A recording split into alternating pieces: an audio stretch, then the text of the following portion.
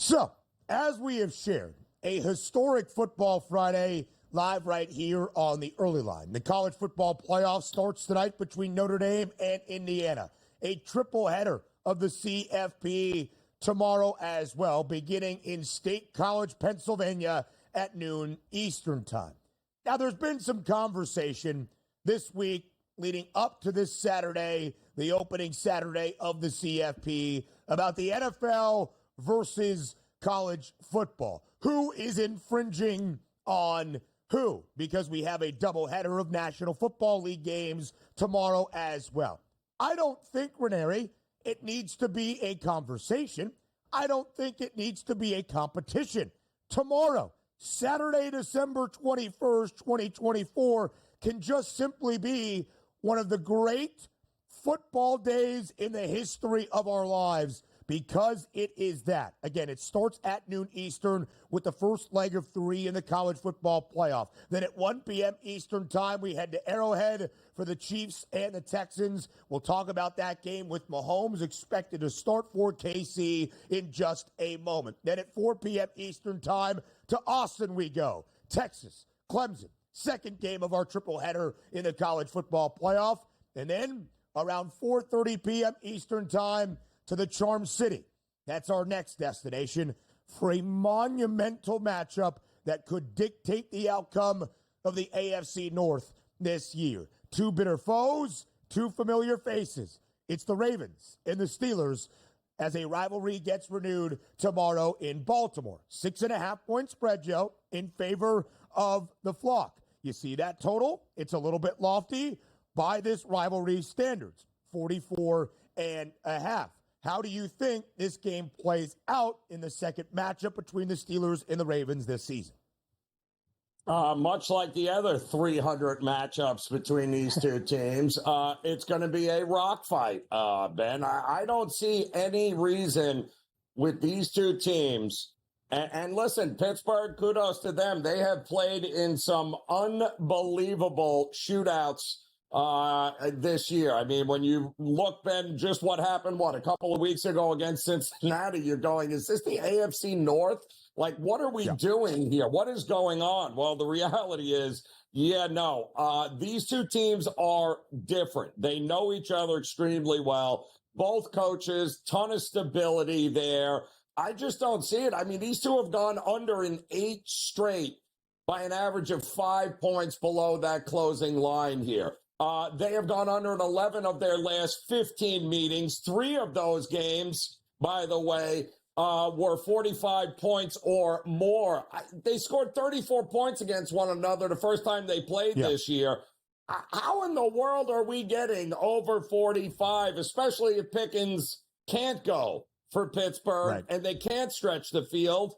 I don't see it. To me, this is a rock fight and a dead under as far as I'm concerned. And, Joe, George Pickens was ruled out yesterday based on the injured hamstring that will now sideline him for 3 consecutive weeks for Pittsburgh. You remember the total in the first matchup between these two in the Steel City? The Ravens, who continuously play to the over, as they have for a good majority of this season, and the Steelers, who are an offensive wagon with Russell Wilson under center, 48.5. Game was 18-16. Never even gave it a scare. It's still 44 in a hook. It is dropped by 4 from that initial total, but still higher than what you might expect, around 40, 41.5 for a game between the Ravens and the Steelers. Joe, let's go to the side quickly here, because I think a lot of people would say, hey, it's a rock fight. No bad blood, no love lost, I should say, between these two AFC North foes in a huge game for that divisional championship race. You should just blindly bet Pittsburgh getting nearly a touchdown, albeit on the road. Sure, the Steelers did not cover, did not look exceptionally good last week in Philadelphia in that in-state showdown. But Pittsburgh, since 2022, still 11-7 against the spread as a road underdog. And Joe, last week, their only non-cover, their only non-outright win as the dog this year. They are 5-1, both straight up. That's outright and against the spread as an underdog in 2024. So do you agree with, I think, the overall betting notion take the Steelers and the points, and you know you're going to be in for a close game. They've won 6 of the last 7 in Baltimore. They're 7-2 against the number in the last 9 altogether here. The last game, Ben, that first time they met, Steelers had the ball for 36 minutes in that game, and Lamar Jackson had his worst game of the season with a 66 passer rating. They're just 2-3-1 against the number at home here. Tomlin, some guys just have your number, and Tomlin appears to be that guy to Harbaugh and the Baltimore Ravens. I think what's fascinating here is that if it comes down to special teams, Baltimore doesn't have the better kicker anymore, do they? It's not Justin Tucker. It's advantage Chris Boswell. And in a game that is usually a rock fight, yeah, I'll take the team with the better special teams, and that is without a doubt the Steelers right now.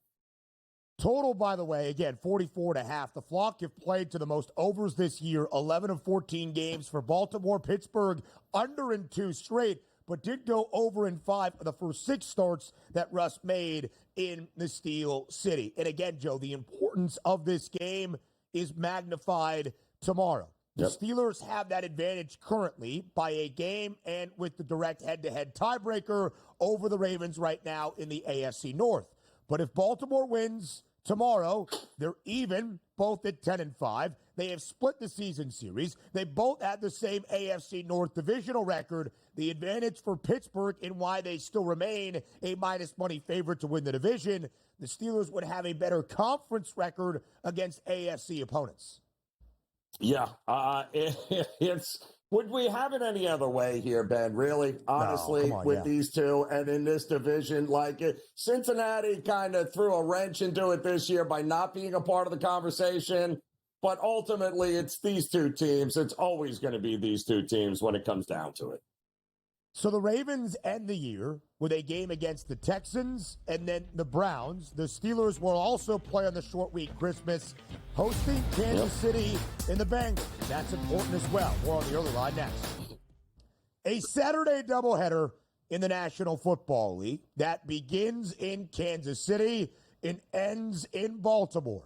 The Ravens and the Steelers. Joe, before we get to KC and, of course, the quarterback we will all have eyes on, specifically his right ankle, that is Patrick Mahomes. Let's talk the QBs dueling off in the Charm City first. Lamar Jackson playing at an MVP caliber level, but Josh Allen more than likely to win the hardware. 5 passing touchdowns for Lamar last week against the New York Giants. Russell Wilson, without George Pickens, the offense as a whole has struggled a little bit for the Steelers. How do you compare these quarterbacks for Saturday in Baltimore? Again, familiarity, right? We already seen Lamar. For whatever reason, Pittsburgh has his number. Already had his worst game of the season against this defense. Any concerns about Watt not playing, I think, is ridiculous. Watt will play. And this defense, for the most part, understands Lamar, knows how to beat him. They're one of the few defenses that actually do understand how to go at him here. So I do think the big X factor is going to be Russ. No Pickens. So is Austin enough? My fear with Russ is that if he can't stretch the field, if they don't have that one outside receiver, and I don't know why you got Mike Williams if you don't utilize him down the field, then he becomes one-dimensional and very easy to read. The Ravens defense, keep in mind, Ben, has gotten much better over the last month here. So that they had issues early on in the secondary.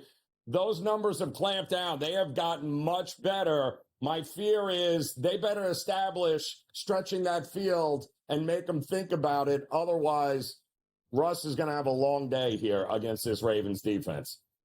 The Steelers, a great defense, as Joe alluded to as well. TJ Watt, we would expect to play, although he has been limited at practice this week. Joe's point about Lamar's worst game coming against the Steelers back in November is incredibly sound. The only game this year of 7 that Lamar Jackson attempted at least 30 passes and threw for less than 235 yards. The only game this year Lamar had worse than a 50% completion percentage. He was 16 of 33 One of 3 games this year, he has thrown an interception in only a single touchdown tossed. He will have to be much better tomorrow for Baltimore to even win outright, let alone cover as nearly a touchdown home favorite. Now, let's go to Kansas City. Joe, at the end of Sunday's game, the Chiefs had their largest victory margin of the season, a full 2 touchdowns in Cleveland.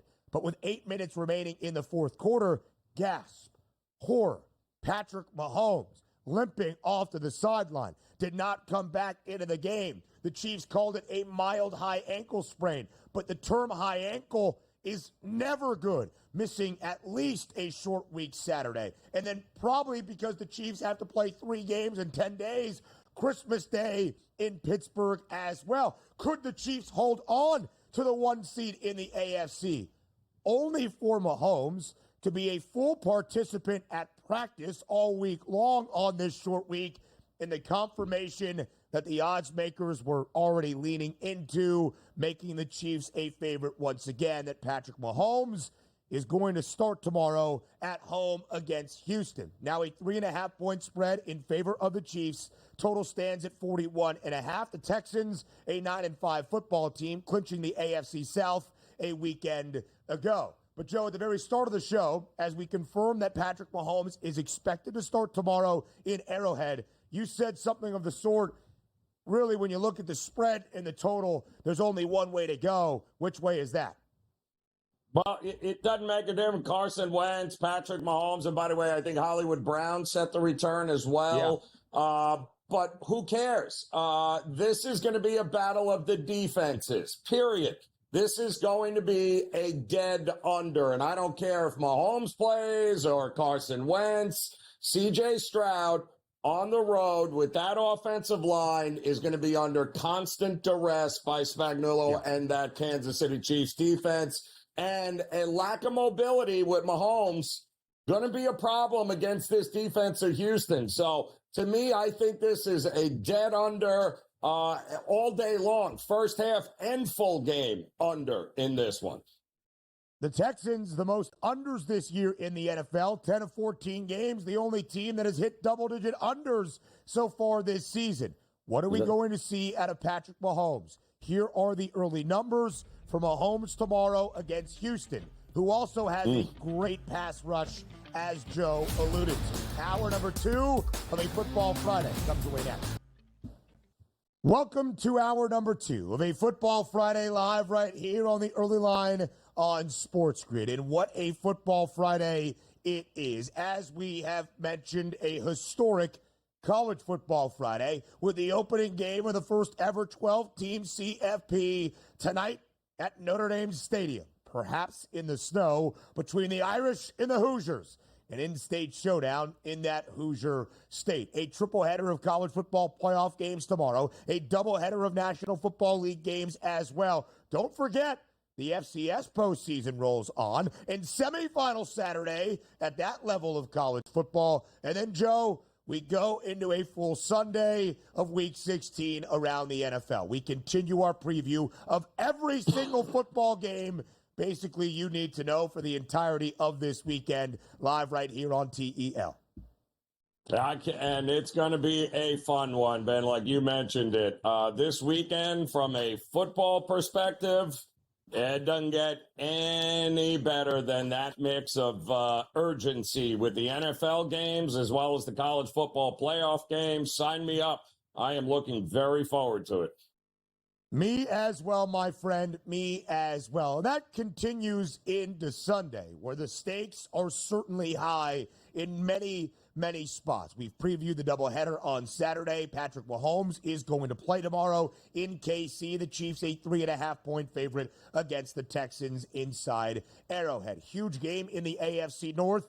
Should be a classic AFC North rivalry renewed between the Ravens and the Steelers. Baltimore, a 6.5-point home favorite. Another game, Joe, with direct implications on a divisional title race outside the nation's capital in Landover, Northwest Stadium, the site for the Commanders and the Eagles. Matchup number 2 between the two top teams in the NFC East, where if the Eagles can do what the odds expect, and that's win on the road against Washington, the Birds will clinch the NFC East for a second time in the last 3 seasons. 3.5-point spread in favor of Philadelphia. 45.5 is that over-under, Joe, for Sunday afternoon between the Eagles and the Commanders. It's not a large spread, but it is more than a field goal. Should Philly be able to clinch the NFC East division on Sunday afternoon?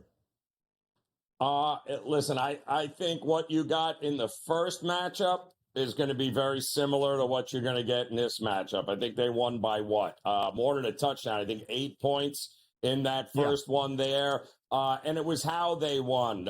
They rolled up 434 yards of offense against that Washington defense, right?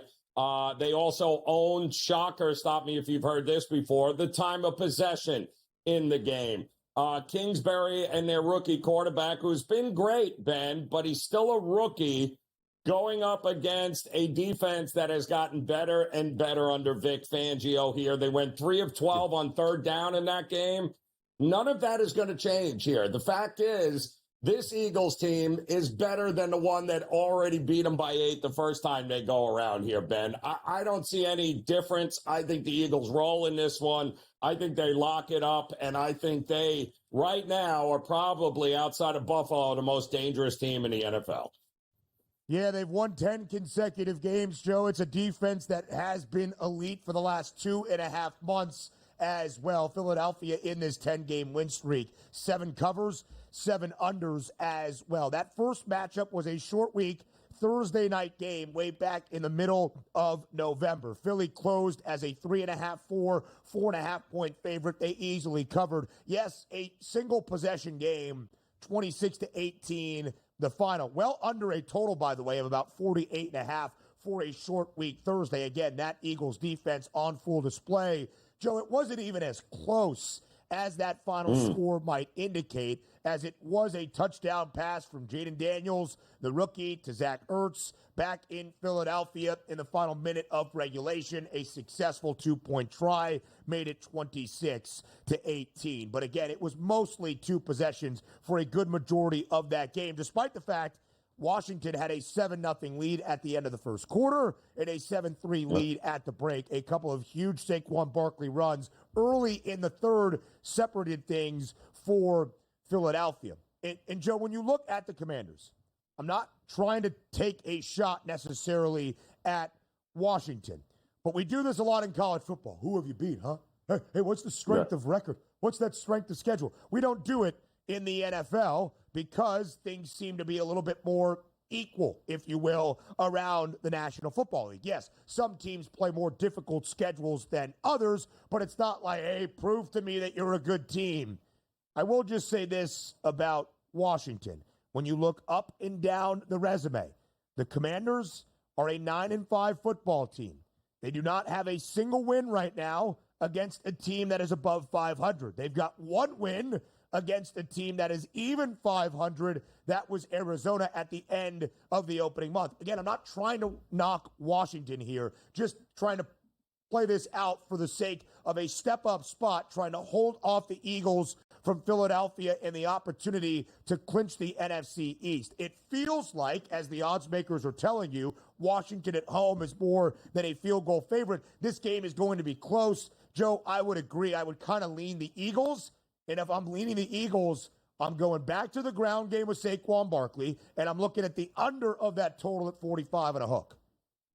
Yeah, I mean, we're talking about a Eagles defense also, Ben, that is giving up, 18 or fewer points in 8 of the last 10? It's an average of 15 points a game. So I just don't think Washington is going to be able to keep up. And I think, once again, the rookie Daniels, he's going to go through it here with this defense and Vic Fangio. I would even fade the Washington team total in this one and look to go under in it as well.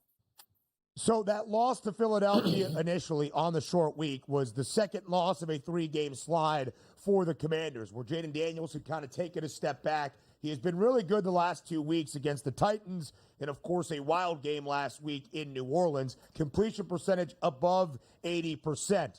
but the Eagles have one of the best secondaries and passing defenses in all of the NFL. Here are the numbers for Philadelphia. Of course, even a 10-game win streak at times has not kept every member of the offense happy, but big weeks last week for A.J. Brown and Devontae Smith, and Jalen Hurts throwing for nearly 300 yards with 3 total touchdowns. Not a big week for Saquon Barkley, a big hit in his chase for history, trying to pass Eric Dickerson for the all-time rushing yards record.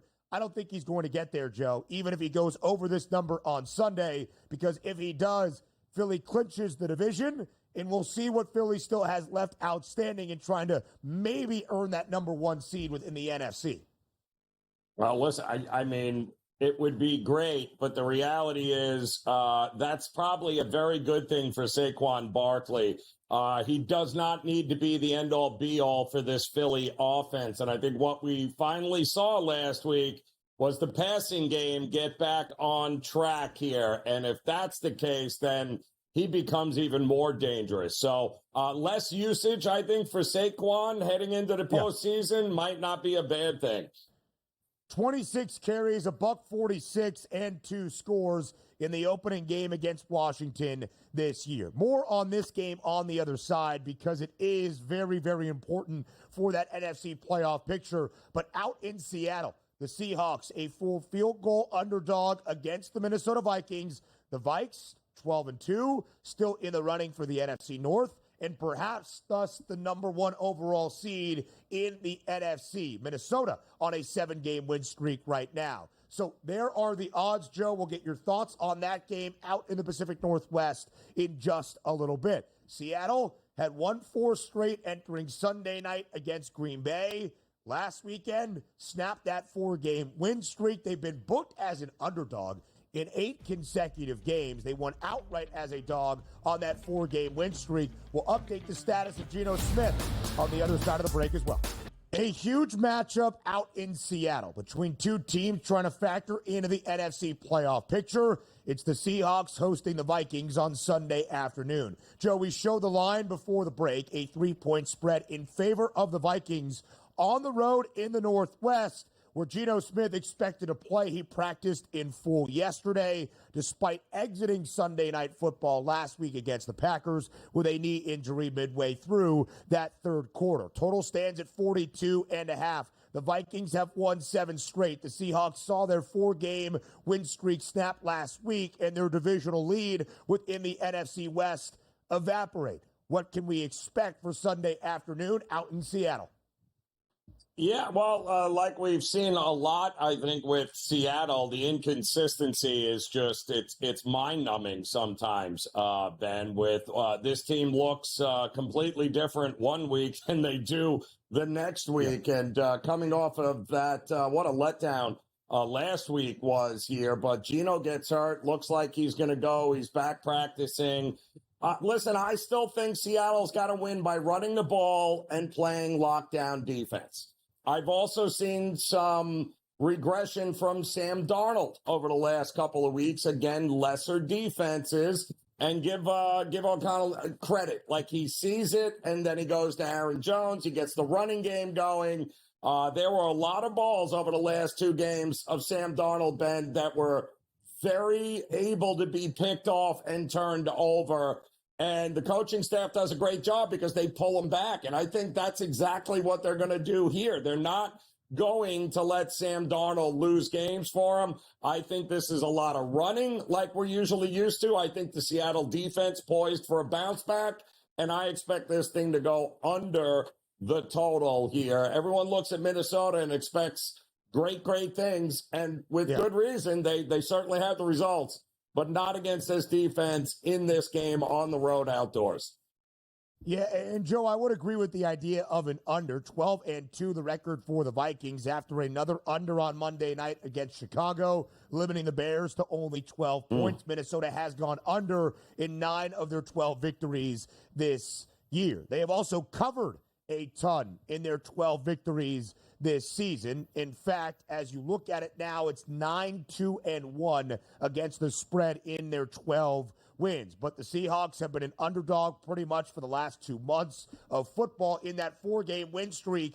They won outright as the dog each and every time. Sunday Night Football is a peculiar one at the start. Not perhaps peculiar, but feels a little bit interesting with the magnitude of games that we have. One team firmly in the hunt for a postseason, the other not mathematically eliminated, but it's been a disappointing season, of course, in Dallas, where this game is.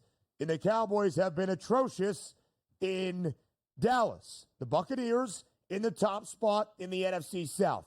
More than a field goal favorite on the road. Laying 3.5 against the Cowboys. Total stands at 48.5. The Cowboys as a road dog last week in Carolina. Good. Outright victory. Dallas at home. Not so good. What do you expect for Sunday Night Football at the start? Yeah, I expect Tampa and Todd Bowles to show up here, and I really do. I think they know the division is in sight postseason here. I think Baker Mayfield has shown this spot is not going to be too big for him. I think they are going to beat this defense of Dallas, which has got a lot of warts still here, Ben. They've played better, no doubt, over the last month. But I think there's levels to this, and I do think the Bucs are more than capable of winning this game going away. I mean, why not? Everyone else seems to have beaten Dallas at home. Why not the Tampa Bay Bucs here, who I think will absolutely come out firing? I like them early in this game too, Ben. I think they lead the league in opening drive touchdowns here when they get the ball. I think they'll do the same against this Dallas defense. Expect them to have the lead at the break as well. Dallas is both 1-6 straight up and against the spread at home this season. Their only victory and only cover against the Giants on Turkey Day. The Bucs have been a favorite 6 times this year. They are 5-1 straight up, an uncharacteristic loss to Denver as a touchdown favorite back in the opening month of this year. They've also covered in 4 of those 5 victories as the favorite side. I think it's a statement day for Tampa. We'll talk about it a little bit later on Sunday night. The Buccaneers, though, need to keep winning games in the NFC South, because if they were to even drop one and the Falcons win out, Atlanta has that decisive tiebreaker, having swept the Bucs throughout this regular season. But what's going on in Atlanta? Are we trusting in the Falcons?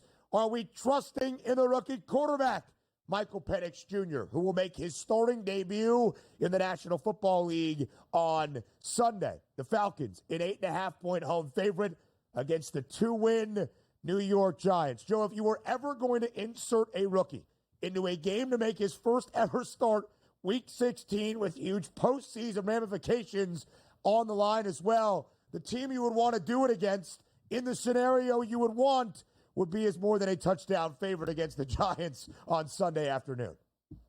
I just love how people jumping on this narrative that Kirk Cousins is the problem, and yet nobody is talking about the rookie offensive coordinator, Zach Robinson, that they hired, who can't seem to get a $40 million quarterback who had no problems any place else generating offense with weapons, but somehow Kirk Cousins is the problem. And I think what's going to happen is Atlanta is going to learn rather quickly. It wasn't a quarterback problem. It's an offensive hire problem. It's your offensive coordinator and the stale offense. That's the problem here. I would not be shocked if Atlanta loses outright in this game.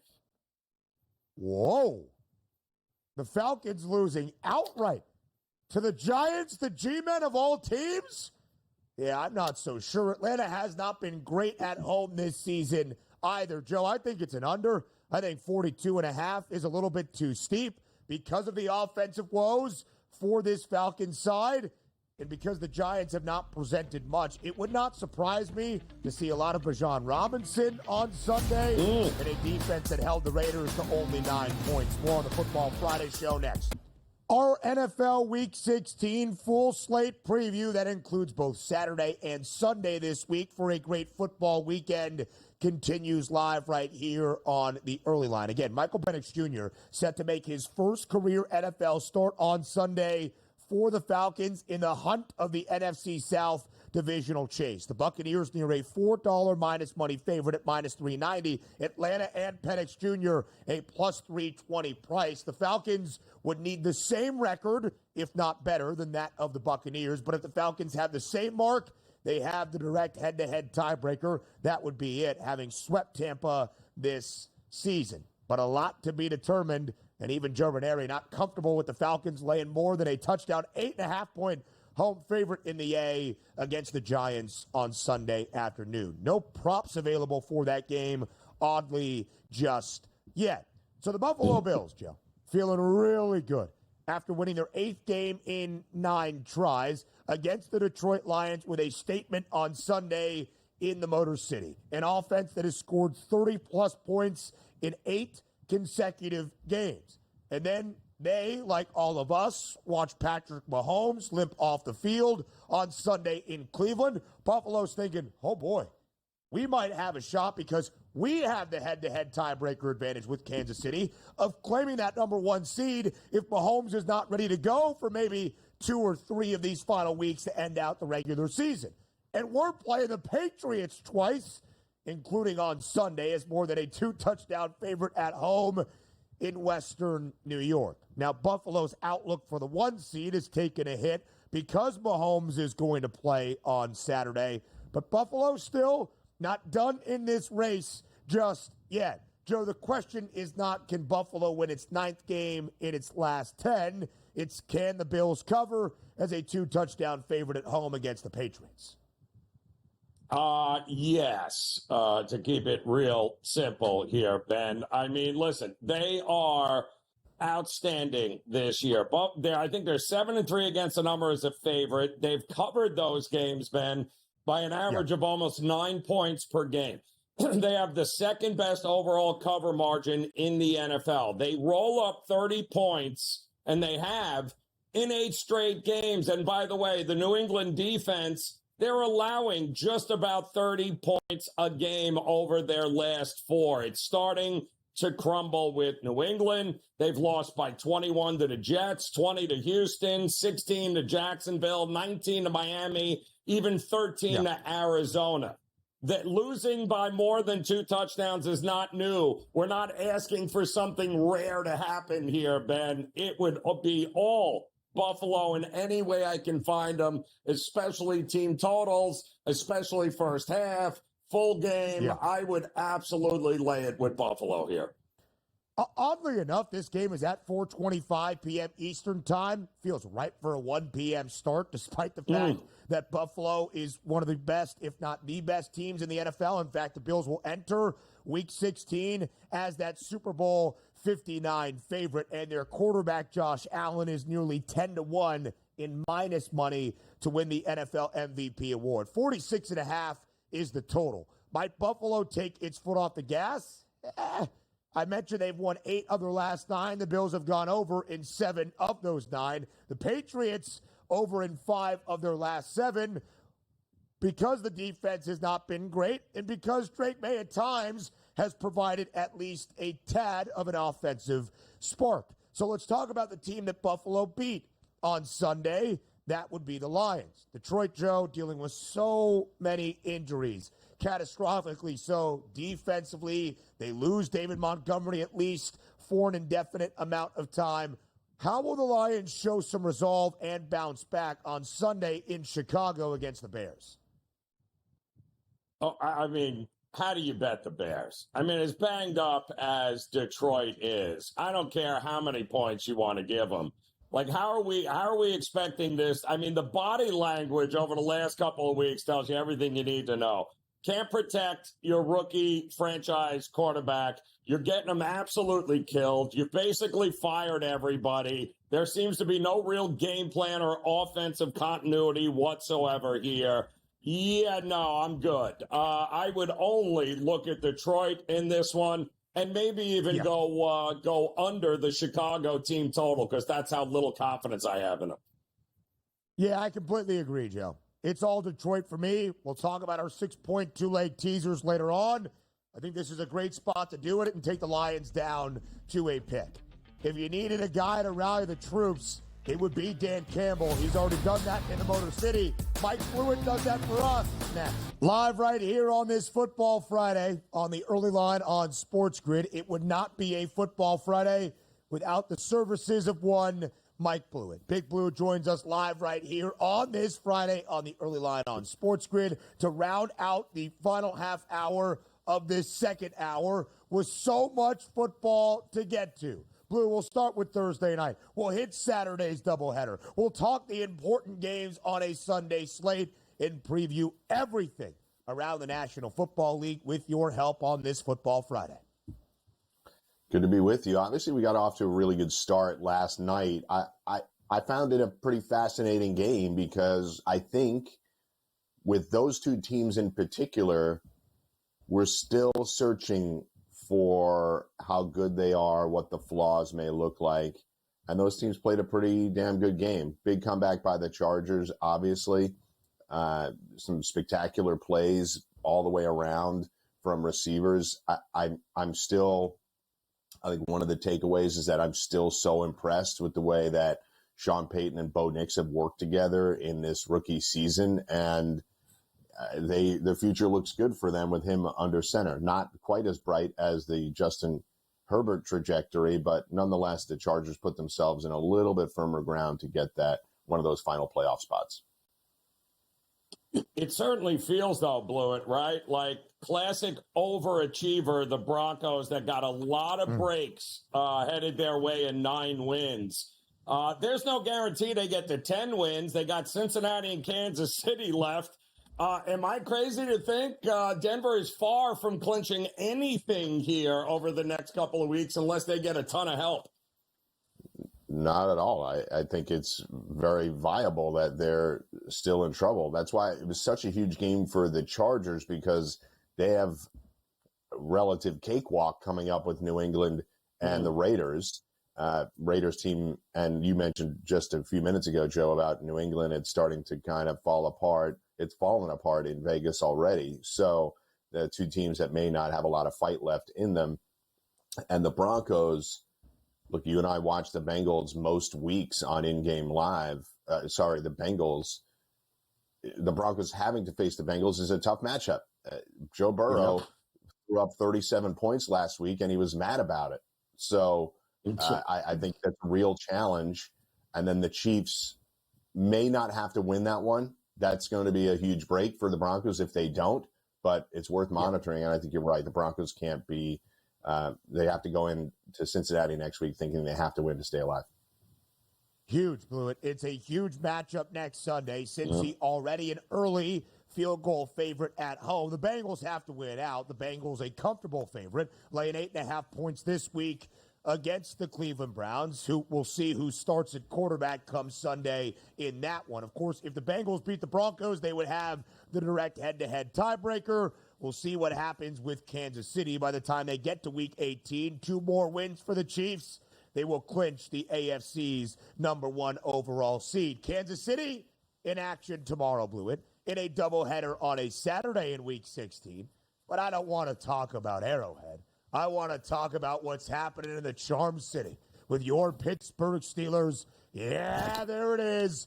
And the Baltimore Ravens for a huge game, Blue, that might dictate the outcome of the AFC North divisional crown this season. To the Charm City we go. 6.5-point spread in favor of the Flock. Total stands at 44.5 in this rivalry within the division renewed.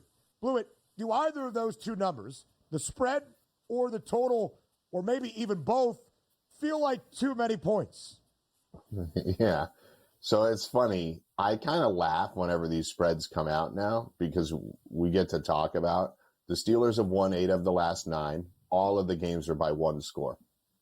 And the last 8 games are to the under. When they played earlier this year, the total was 48.5. And they didn't even get close. This opened at 46.5, and finally everyone was like, all right, they're not scoring a lot of points in any of these games. So 44.5 feels about right. I think I still would bet the under on this one. Lamar's been on fire, and I think that's the fear for Steelers fans and anybody that wants to take the Steelers in a game like this, especially since their offense has kind of hit the skids in the last 2 weeks. But 6.5, the Steelers as 6.5 point underdogs. How many times do we have to talk about it? This is Mike Tomlin's sweet spot. They keep these games close, and they're just going to have to find a way to confuse Lamar again and make him uncomfortable like they did a few weeks ago. It's an interesting battle of quarterbacks. And if it was anybody other than Pittsburgh, I'd be looking to hammer Lamar Jackson all over the place. But you can't do it against this defense. He had his worst game against this defense already this year. Yeah. And Russell Wilson, my concern, Mike, is they're going to make him one-dimensional here without any threat of stretching the field, and that is a disaster between these two quarterbacks. Agreed. The Ravens' defensive backfield is obviously one of our biggest question marks regarding this team, and their pass defense hasn't been good for the entirety of the year. But the Steelers playing ball control pass offense is not really the way to beat them either. That's why I expect, frankly, a lot of punts in this game. It's why I expect the score to be down. The problem for Lamar against the Steelers generally, and he could explode tomorrow. It wouldn't surprise me that Lamar's an MVP candidate and an MVP player. So it wouldn't ever surprise me if he has a massive game. But the Steelers never let up on pass rush, and I think that is why at times Lamar gets really frustrated. It's just an onslaught every game. It is very rare that the Steelers get diced up in the pass game. Yeah. The Philly did as good a job as you can do against them last week, but they also peppered in an unbelievable rushing attack, especially late in the game.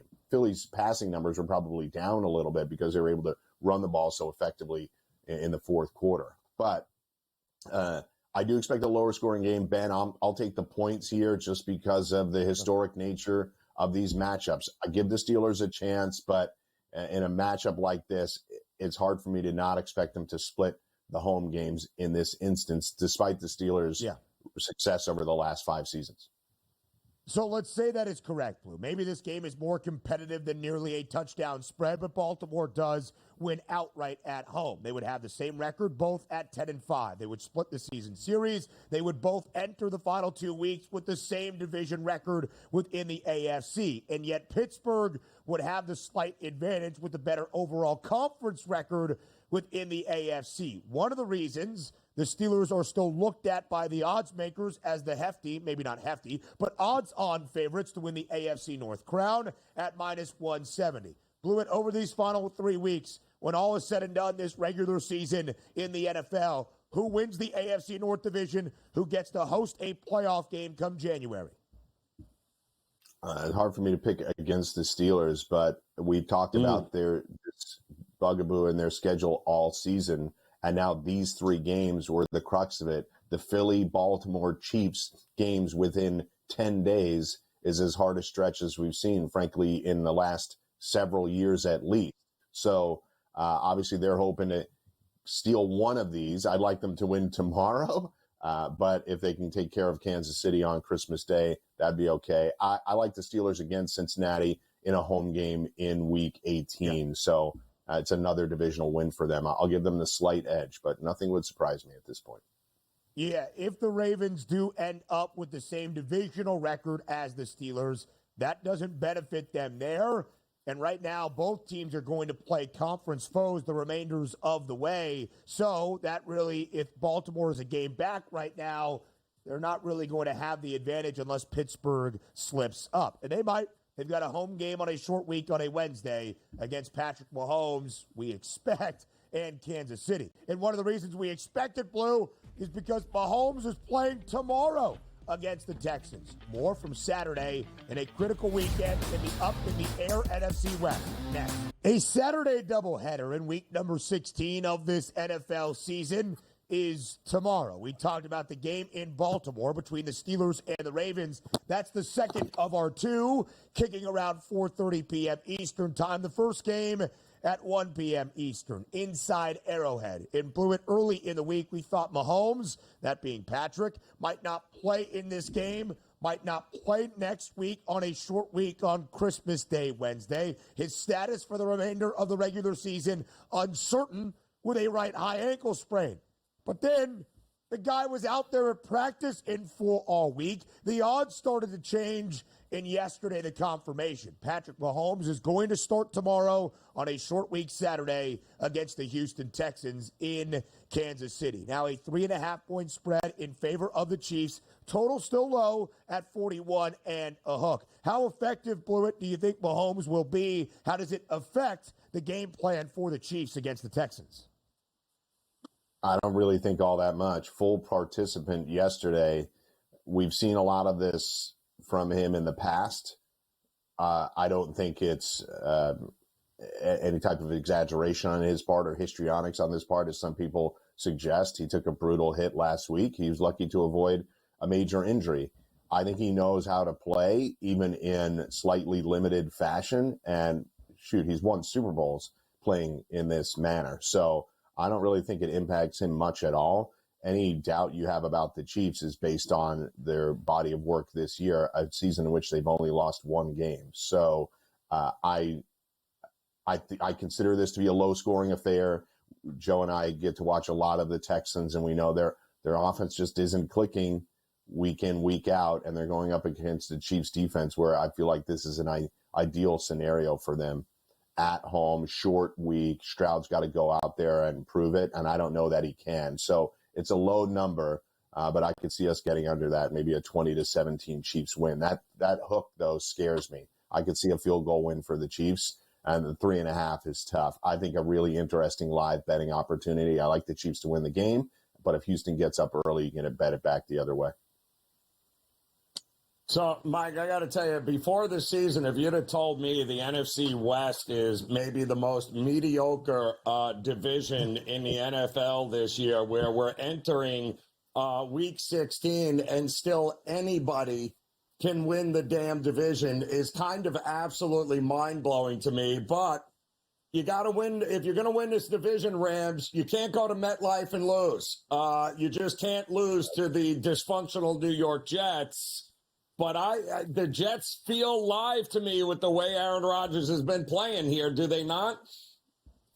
Absolutely. Aaron Rodgers game log. Look, they've lost these games, the Jets, in spectacular fashion. The Seahawks game, they're about to go up more than 3 scores, and he threw a pick six. His only interception in the last 8 games, I believe it is. Yeah, that's right. In the last 7 games, he's thrown 1 interception, that pick six to Leonard Williams, which really led to a huge comeback. You know, they lost to the Colts by a point, the Miami game, all of these games they've lost in spectacular fashion, but the offense has been playing better, particularly Rodgers. They've been an odd team, Joe, for a variety of different reasons, not the least of which is there were high expectations on the Jets list this year, and they're 4-10. But we kept seeing them installed as favorites or short underdogs like they are this week, even as they piled up losses. And I think it's because there's still a lot of respect for Rodgers and the offense, and people are ready to push Aaron Rodgers out of the NFL. I understand that, but you cannot deny that his play has been really good over the last 2 months. But I'm with you on the Rams. The Rams are another team. I do not think people have talked about the Rams enough in the same way that they haven't talked about the Vikings enough. The Rams have won 7 of their last 9 games. They're on fire. They murdered the Bills defense in a game that a very high-profile game. It was a tough spot for the Bills. They gave up 44 points. So with Nakua and Kupp is throwing up zeros, and it doesn't even matter because Nakua has been great. Kyron Williams, fantastic. I really think that this Rams team has not been talked about enough. I have to go with a massive coaching edge here with Sean McVay going in. I think he has them ready to play. And to Joe's point that he made earlier, I think it's a very high-scoring affair. 7 of the last 9 for the Rams, a victory. In 6 of those 7 wins, they have covered their most recent 6 wins as well. The Jets, as a dog this year, just 1-3 straight up, 0-4 outright. Their only cover as a dog was the overtime game against the Dolphins a few Sundays ago. But the Jets have gone over in 7 of their last 9. Perhaps that total of 46.5 could be in danger. Big one, blew it for the 49ers. Not mathematically eliminated from the NFC West race, but not in a great spot. They're just 1-4 in the division as well. Isaac Guerrero not going to play on Sunday for the 49ers. The Dolphins not out of the AFC wildcard chase either, but this is an absolute must-win for both teams. It is a pick'em. Who gets the job done on Sunday in South Florida?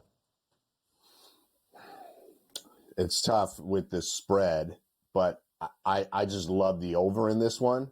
You made the point about Guerrero. I think this will be teams throwing all day long, ball control, passing style offense in offenses that are very similar to one another. So I expect a lot of points to be scored. I think you can play a wide variety of player props in this one. Tyreek Hill would be near the top of that list as Jalen Waddle's health is uncertain, likely to play, but uncertain as he got banged up last week and had to leave the game. So give me the over here.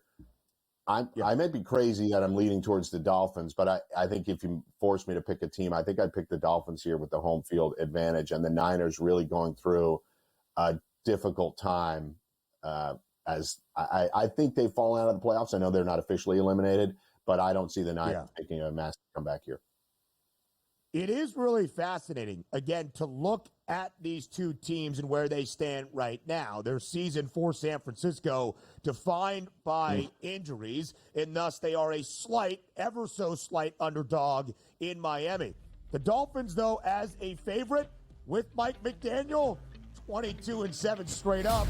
It's all they need to do on Sunday. More on this Football Friday next. Live right here on the early line on SportsGrid. It is a Football Friday. Our charge every week is to preview every single game for an NFL weekend. That can include a Sunday slate or now a Saturday as well. So we round out our 4 games remaining for Week 16 and this weekend with Mike Blewett here on a Football Friday. Rapid fire, we go to Carolina. The Panthers last week, for the first time since the final month of the 2022 NFL season, were expected to win a game, booked as a favorite. They lost by nearly 20 points. In fact, maybe even more than 20. They are back as an underdog blue this week, hosting the Arizona Cardinals, who still have life in that NFC West divisional race we talked about in our most recent segment. 4.5-point spread in favor of Arizona. Supposed to be chilly in Charlotte. A lot of conversation around that with Kyler Murray this week. What do you expect in the actual game, Blewett, on Sunday in Charlotte? Yeah, it's funny that there was a lot of momentum around the Panthers last week, and then for them to get smashed in the way that they did, turnovers by Bryce, and it was just a really ugly game all around. The 4.5 doesn't seem like the Cardinals should necessarily be installed as that big a favorite on the road, but I don't know that Carolina can get the stops in this game, so I'm going to go with the Arizona team total over 26.5. I think they can score a bunch of points. I don't know that Carolina can match them there, but that's my favorite angle. If I would lay the points here, but I'd prefer to take the Cardinals team total over. Yeah, kind of hard not to agree with you there, Blewett, given the fact that they came crashing back down to earth, that being Carolina last week here. But talking about a interesting matchup, and you mentioned it earlier, Joe Burrow seems to be pissed if his team isn't scoring 40 points a game. And he'll have an opportunity to do that again this week against the Browns, who are going with, am I getting this correct? DTR, is that it here, Blewett? I mean, is this as easy as it gets or what? Yeah. I'm all over the Bengals team total again, like I was last week. Yep. Their team total first half, and the Bengals are very good in the first half of games. They're a top 10 scoring team. In their last 3, they're averaging over 20 points a game in the first half. And I think they match that. I think it's sitting at 13.5 right now. So go out and grab it before it gets over 14. So Bengals team total first half, you can find it on most books. That's where I'm going because the Bengals get off to good starts We got lucky last week, by the way, an in-game live. The Titans took a lead because of an early Joe Burrow interception, and the Bengals were the underdogs early live in that game. If you want to wait around to get a better number than 8.5, you can hope the Browns will score. Frankly, I don't know that you're going to get a better number. I think the Bengals blitz them from the start. When you look at Cincy this year at home, not overly impressive. They are just 1-5 against the spread, but over in 10 of 14 games, including 6 of their last 7. The Bengals have scored 37-plus points in 4 of their last 6. Let's go to Indianapolis. The Colts still have some hope left of making it to the postseason, but they have to win out. That includes against a divisional foe on Sunday. Blewett as more than a field goal favorite, taking on the Tennessee Titans. 42.5 is the total. What do you expect in this matchup? So gross, this game. Really, genuinely a gross game. The Titans play the worst brand of football in the NFL. Seriously. Every week we watch them. They commit double-digit penalties. They are terrible at times defensively, and that was like their calling card was defense. They got murdered by the Bengals offense, and a Bengals offense that also committed double-digit penalties, and we had 10 turnovers in that game. Mason Rudolph will probably turn the ball over a little bit less than Will Levis, but I expect the Colts here. I just can't lay any money on the Titans. The Titans, a 3-11 football team who have not covered in any of their 11 losses so far this season. You thought that game was bad. How about this one? The Raiders at home in Vegas taking on the Jags. Who in their right mind made Las Vegas a favorite? Blue, we backing the Raiders on Sunday because of it? We are betting yes on an interception for both quarterbacks. That's what we're backing here. Woo! Now that's a play. That's how you take bad football and make it profitable. Mike Blewett, we appreciate the time as always. You'll see Joe. We'll see you on Sunday, NFL football in-game live here on SportsGrid. Blue, have a great weekend. Until then, hour number 3 of our Football Friday is up next.